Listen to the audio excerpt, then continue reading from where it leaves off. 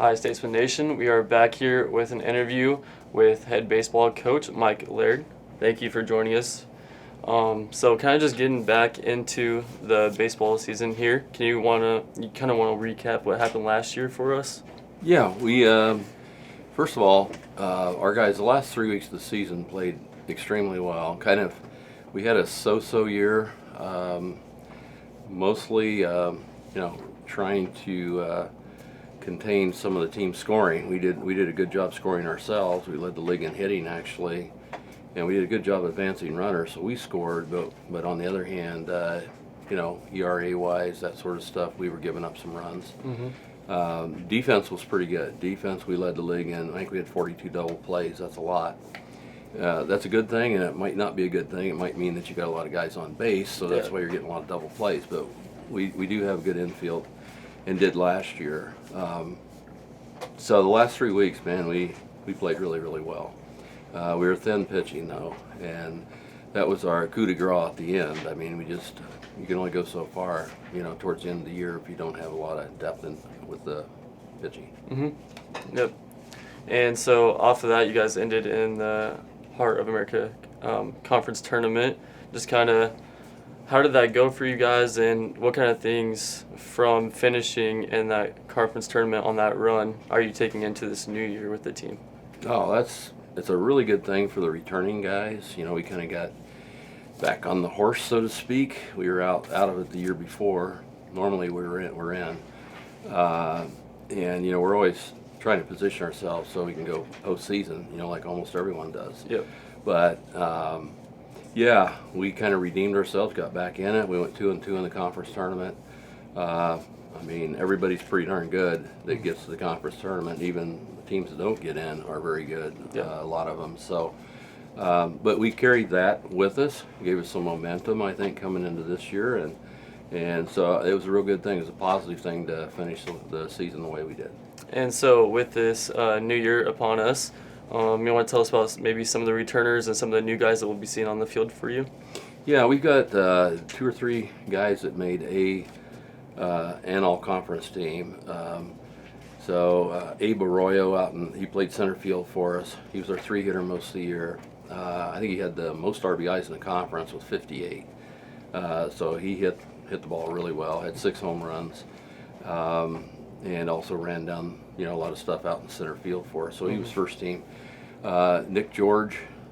Nick is kind of a two-way guy. He was mostly DH and mostly starting pitcher. He did okay pitching. He's had some of his outings have been very, very good. He was kind of up and down a little bit with that last year, but hitting-wise, he was money all year. We'd hit him in the 2 or the 3 hole, knocked in a lot of runs. He was actually in the top 5, top 10 in the nation in batting average for a long time. So he was really, really, had a strong year. Nate Jessel at shortstop. This will be his 3rd year with us, and he's a senior. And he was a Gold Glove guy in 22 in the league. So yeah, we got those guys back. We've got some other players that are back as well, but those 3 or 4 guys right there are guys that were leaders for us last year. Yep. And then with some of those new players coming in, some fresh faces, can you maybe tell us who might be at some of the positions for the team this year? Yeah, I've got a little cheat card here so I can remember everybody, but we have quite a few guys in that have had some experience in college, which is obviously very helpful. It's very difficult in our conference, probably in most sports, I know it is in baseball, to come in right out of high school and just be a dude, just be a guy and just jump in there and, seamless. And it's very hard to do. So we've got some transfers. 2 years in a row, I just did not go that route very much. And I think it was starting to kind of catch a little bit with us, competitive-wise. Baseball in the NAIA, there's, a whole bunch of transfers on almost every squad. If you look at their rosters, they're from all over. So, but we brought some guys in that I think are going to really contribute immediately. One of them on the staff is A. Medueno. Abel is a hard thrower, good slider, competes like crazy. He's going to be right up there with Brian Thomas. I forgot about Brian Thomas too. Brian did a heck of a job on the hill Great pitcher for us. for you guys last year. Yeah, my apologies. He went 10-3 for us. and did really, really well. I mean, if we hadn't had Thomas leading us off a lot of times on the weekends, we wouldn't have got to the tournament, obviously. But so Thomas is back, but Abe should give him quite a bit of help as well, and really competes, really gets after it. He's going to make a little bit of noise, I think, in the league. Kiki Romero is another pitcher, transfer, who mixes it up very, very well. He's got 3 or 4 different pitches that he can throw for strikes. Not a real hard thrower, but really locates, got a lot of movement, got a lot of spin rate, was breaking stuff, and he's got the right mindset, the right demeanor out there to win some games for us. Santi Guerrero is a lefty. He's really our only lefty. He's going to have to throw some innings for us. If we can get a little bit better handle on his command, he's going to help us, because we need some matchup stuff with the other lefty hitters sometimes. And Ryan Chamberlain, junior college transfer. Ryan is looks good, has looked good at times, and has a lot of sink on the ball, a lot of movement, decent fastball. So I expect those transfers right there to really play a role. But along with that, Brett Whiffen is a senior also. Brett really came on strong and helped us a lot. He's been here 4 years now, and he's just continued to get a little bit better all the time. And so I look for him to have an expanded role this year. And also Ty Harder's been here 4 years. So we don't have any 90, 95 guys, but we've got a fair amount of experience in the staff, guys that have been around for 3 or 4 years. And we do know one thing with regards to the pitching: we got to pitch backwards a lot, because we don't have that fastball very often that we can sneak by somebody. So we got to locate. We got to throw strike one right away. Now, first pitch, we got to throw strike one, and beat an advantage counts. Because we can't come back and expect to overpower people when we're in disadvantage counts. So, but those guys, Blair Spees also in the outfield. Blair had a real good year out in left field. He hit 9-hole for us. Lefty hitter, real quick guy. We need to get him on base as much as possible. He's going to have the green light probably a lot, because we need some stolen bags. So he's a guy that I'm looking for him to have a really good year. I think he will. He's a junior this year. Justin Martinez has been here. This is his 3rd year. Came in from Kirkwood. Justin's a big guy, big strong guy, a lot of bat speed, a lot of exit velo. He just has to square it up. And sometimes that's easier said than done. Especially in our league. But he's a big, strong kid, and if he stays within himself, he can provide some power for us as well. Behind the dish, we've got Leland Riley. Leland caught a fair amount last year. He came in second semester. He was a freshman, second semester freshman, and he hit the ball pretty well. He's got power. He's a big dude, big, strong hands, and but he's got to get better defensively if he's going to be in there a lot. And also Justin Knudsen has been here 3 or 4 years now. Justin vastly improved this fall when he came back. So we got a couple of those guys in there from last year.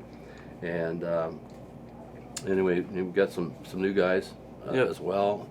One of our catchers that came in is a local product, Aiden North. And he's looked very good. He's athletic, he's quick. He's got some things to work on, but he hustles. He's really coachable, and he catches onto stuff. I mean, you talk to him, tell him a couple things, and he goes out, he does it. And then he has some natural instincts, which is pretty important, in that position, as far as, you're kind of the quarterback of the defense a lot of the time, setting up team schematics, whether it's first and thirds or bunt coverages or whatever, just communicating with the rest of the guys. That's a big load on your shoulders as a catcher. So, he's got to grow into that a little bit, I'm sure. And got some middle infielders that are quite good that came in. So we lost Frankie Aparicio. He was an all-conference player. And at second base, he was here for 3 years. He was a very good player. And then Tim Jean at first. Both those guys were Gold Gloves. So that side of the infield's gone. But we have some very good guys that have come in. One of them's Marco Ayala. Marco played for a friend of mine out in Northern Cal, Laney College, and Marco is a very good player. He's almost a 4.0 student as well, but he's a very serious player. He can play second, third, short equally well, so he's going to be in the mix for a lot of playing time. Andres Pineda, transferred in from Southeastern over at Burlington, Iowa. He played for a good friend of mine, Justin Schulte. Played 1 year there. They went to the Division II World Series and finished national runner-up. They lost 8-6 in the championship game. He didn't play a lot for him, but he was a big part of that. He's a plus athlete, and he will do a little bit of pitching. He's an upper 80s guy off the hill, but very good athlete. He's more than likely going to hit leadoff for us and play second. Gotcha. Yeah, he's a good player. And then Ortega came in the second semester. He was the starting shortstop at Iowa Wesleyan for a couple of years. And Froimer Ortega, quite a player. He's a man. He's a dude, and he could play shortstop easily. He's going to probably play third. He can play second. He could play right field. He could do just about anything. The guy's very strong, very mature. He's kind of been there and done that, so he's a welcome addition also. First base, we've got another guy that's had a couple years off. His name's Hector Dominguez, and Hector came in with Medueno, the pitcher, and Hector is a big, strong dude, kind of like Riley. I mean, we're talking about guys that weigh 260, 280 pounds, and that's pretty big for baseball guys. Yeah. And Hector's a big left-handed hitter, first baseman, and very coachable. He pays attention, and he makes adjustments, and he knows how to hit the middle half of the ball a lot. He can go the other way. He's not just a big guy taking hacks, and so he could be dangerous. And as he kind of gets caught up, from being out of it for a year or two, he could be a big factor for us later on. And I like his attitude. And another couple outfielders, Zach Otten. He was at Illinois Central in East Peoria. Zach's dad played for me back in the 1800s, and his dad was a lefty pitcher, first team all-conference pitcher, like in '99 or something like that, way back. And here's his son Zach playing for me. Zach is very, very quick. He was a leadoff number 2 hitter for Illinois Central for 3 years, counting the COVID year. Yep. So he's had well over 500 college JUCO at bats, and he can get bunts down. He's quick. He covers a lot of ground. He's going to play a lot. And then Christian Soria is another outfielder, school closure guy from Trinity International over by Chicago, and he's got some experience as well. So yeah, that's a lot of the guys right there. I didn't mean to ramble and ramble, but those are a lot of the key guys. Logan Leeser is probably going to be our main courtesy runner, pinch runner in certain situations. He's been around for 3 years now, so we've got some age on us. Yeah, a lot of experience. Yeah, if we got to put people in play early and not give up, not getting disadvantaged counts where people can really, let it fly, because we haven't had a ton of power like some of the teams that we play, but we know how to hit. Yeah. And we know how to situational hit and avoid strikeouts and move runners. And we have to play a little short game, maybe more than some teams. So we got to play really good defense. Defense travels, just like, you hear that with every sport almost. Hey, go on the road, if you got good defense, you can still be in it. So we've had real good defense. And so, yeah, we've just got to not get behind, on the hill. And then we've got some young catchers that, it's going to take a little while to work them in with the staff. But that's most of the guys right now that show up on the radar. Gotcha. Well, it sounds like you have a good roster heading forward. And heading forward, we have a couple games this weekend. So jumping into that non-conference schedule, what are you looking forward to? Well, it kills me when I hear I've heard this before. Maybe other coaches hear it too once in a while. Well, this is preseason. Preseason's not that big a deal. It's just the heck with that notion. Mm-hmm. Preseason games are important. All of them are important. And we wouldn't be playing them if they weren't important. Right. But, we're trying to get as many guys some experience and see as many new guys, as many guys, period, as we possibly can without compromising the outcome of the game. Mm-hmm. We want to win the game. Yeah. Or we're not playing them, we're not spending the money. We're not going to all that effort and work and everything else. So, but no, our non-conference schedule, I've said this a couple times this year, is honestly, it's right up there as being as tough as I can remember since we've gotten into the Heart. And not only that, but our Heart conference schedule with the crossover games we've got. I'm talking about CMU 4 games, Mid-Am 4 games, Baker 4 games. We're talking about national tournament teams. As a matter of fact, CMU and Mid-Am are World Series teams the last 3 years. Yeah. I mean, that's in our league. Mm-hmm. Not to mention, the ones that we normally play. Grandview's just loaded. Mount Mercy's loaded. Clark's always really, really good.